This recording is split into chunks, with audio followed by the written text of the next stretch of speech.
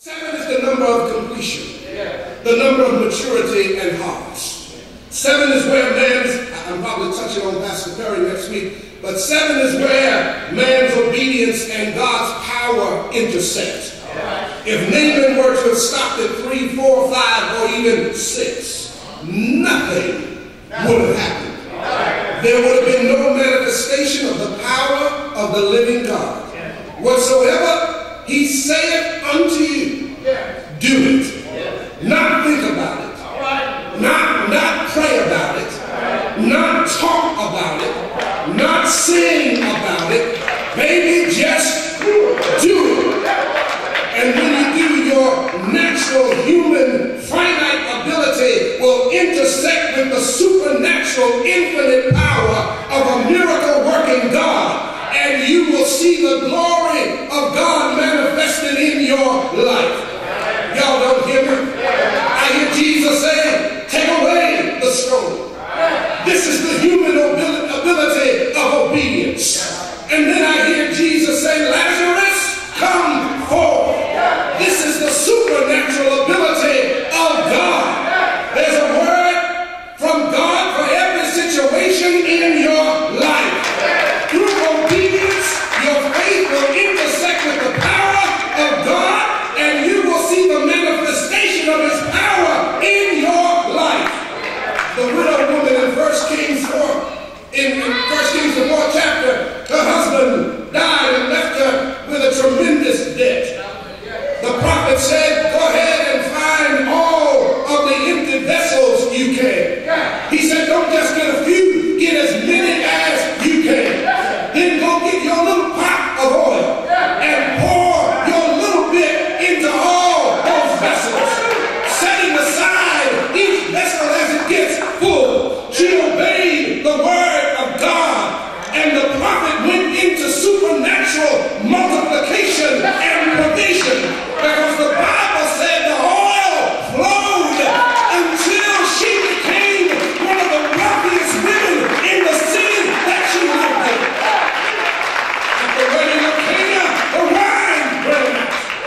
The last prophet, Jesus, said, fill the water pots with water. Didn't make any sense. We need wine, not water.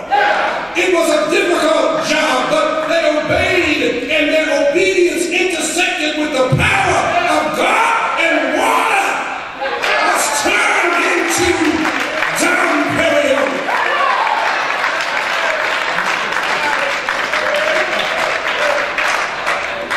How do you know it's Dom Perignon? Because one person said you saved the best.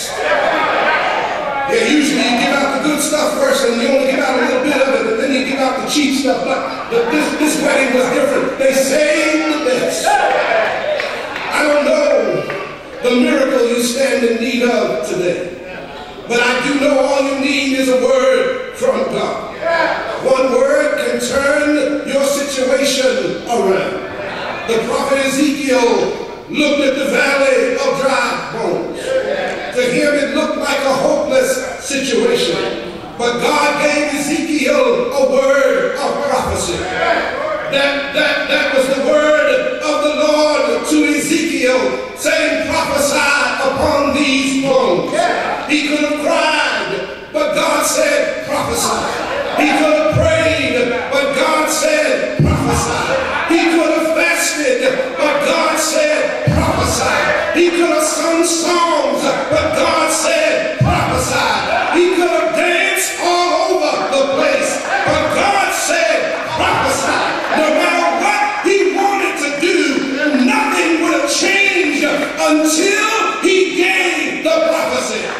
But when he obeyed God and began to prophesy, even though it looked impossible, it looked ridiculous, even though his natural senses were arguing with him, when he began to prophesy, the manifestation of the power of God and the bones began to come together. Bone to bone, sinew and muscle, skin come upon those bones, and finally the breath of God filled them, and they stood up as an exceedingly great army, because one man dared to obey God